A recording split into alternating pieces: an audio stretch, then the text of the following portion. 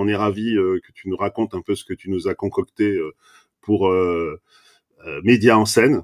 Depuis qu'on a commencé avec mon compère Didier Siamour, qui s'occupe de la programmation depuis le tout début de cette manifestation, d'envisager des sujets comme les élections américaines, etc. Ça va très, très vite.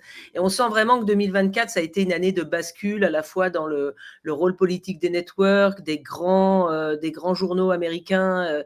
Voilà, il y a un ensemble de cadres qui nous semblaient immuables et qui a vraiment craqué cette année. On a aussi en France des moments qui sont la fin du mandat du président de l'Arcom, la lignée des États généraux de l'information qui avait quand même qui était destiné à avoir une suite politique, et Rachida Dati semble vouloir lui donner une suite politique à relativement court terme, sans qu'on ait non plus ni les modalités ni le délai.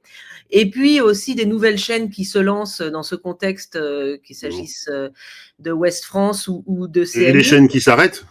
Absolument, avec des actions, peut-être des rebondissements et peut-être du Dallas français. Mais en tout cas, beaucoup de choses qui vont changer la donne en 2025. Et puis aussi, je pense, une édition un peu de combat, puisque l'enjeu, c'est quand même la qualité de l'information, la participation au débat démocratique. Donc, on va aborder vraiment cette ère des défis, qui est le titre de cette année, sous l'angle démocratique, économique et technologique, puisque la difficulté à laquelle se trouvent confrontés les médias, c'est de continuer à jouer un rôle démocratique majeur, tout en trouvant un modèle économique qui soit compatible avec les rapports avec les plateformes, qui sont quand même plutôt tendues. Et puis, enfin, ça dépend lesquelles, je ne détaillerai pas, mais aussi le fait d'avoir des investissements technologiques à consentir en même temps. Donc, une équation assez compliquée, mais aussi passionnante. Si je fais un peu de provoque, en tout cas aux États-Unis, ce qui a beaucoup choqué, c'est qu'en fait les grands candidats sont pas passés dans les médias, ils sont tous passés par les blogs, par tout le côté des médias. Est-ce que c'est un choc en France, ou est-ce que on reste encore dans un univers où les médias sont centraux ? Alors, je pense que le point de bascule, c'est vraiment le débat avec Biden. C'est finalement comme si l'incapacité de Biden, c'était la fin des networks aussi, ouais. Et qu'on a compris que ça se passait ailleurs. Et d'ailleurs, lors de la convention américaine, Kamala Harris, elle avait accrédité plus d'influenceurs que de journalistes, et ils avaient accès à plus de choses. Et elle, tout comme Trump, ont vraiment joué la carte de la personnalisation finalement, oui.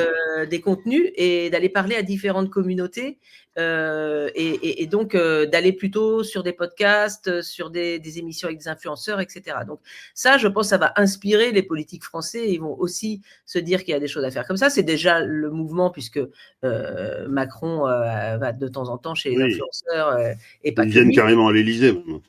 Voilà, mais c'est l'année 2024, c'est celle où la prépondérance, finalement, elle est celle des nouveaux talents. Et d'ailleurs, c'est l'un des sujets, je voulais juste mettre la lumière sur 3 ou 4 sujets qu'on va traiter. Donc, le premier, c'est celui effectivement des suites des élections américaines et ce qui est en train de se passer sur les rapports entre les médias et le nouveau pouvoir.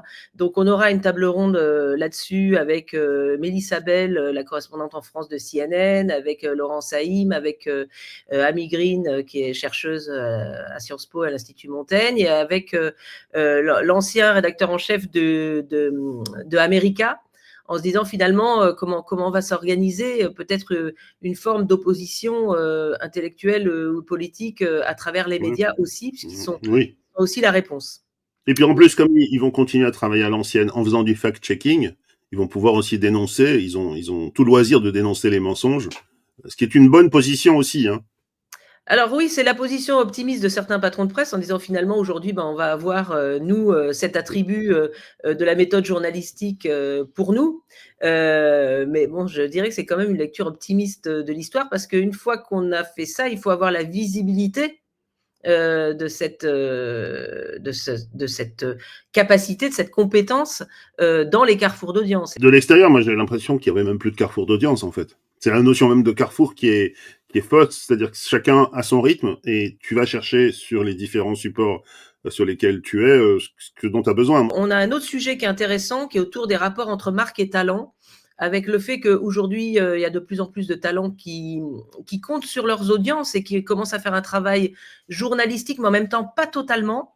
Ouais. Donc les collaborations avec les marques, ce n'est plus seulement la collaboration commerciale, c'est aussi une collaboration en influence sur le domaine de l'information. Alors, je discutais récemment avec un DIRCOM qui parlait plutôt d'agents informationnels s'agissant Mmh. des talents, parce que C'est pas des les, journalistes. les méthodes sont parfois journalistiques, mais parfois c'est vraiment du média d'opinion, et donc Ouais. la frontière est de plus en plus compliquée. Un dernier sujet dont je voulais parler, c'est l'IA, bien sûr, et Mmh. l'IA générative, mais pas que. On fait tout un parcours, toute une après-midi autour de l'IA et des médias. Comment est-ce qu'on met des garde-fous? Comment est-ce qu'on teste? Comment est-ce qu'on prévient le lecteur? Qu'est-ce qu'on décide ou pas? Donc, à la fois le management du changement et les chartes et les garde-fous.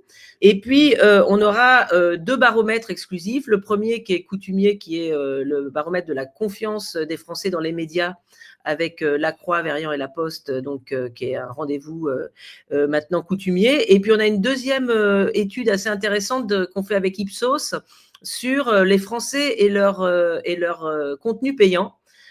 Puisque comme on sait que c'est assez challengé les pouvoirs d'achat, il y a des arbitrages qui se font à la fois au sein du foyer, mais aussi individuellement, entre la télévision, la musique, la presse, etc. Et donc, on aura quelques insights intéressants. Donc, je ne peux que vous inciter à vous inscrire, il n'est pas trop tard. Et donc, évidemment, il y aura un replay. Donc, en tout cas, je n'ai parlé que de quelques sujets, puisque c'est un festival et on parle donc de beaucoup de sujets.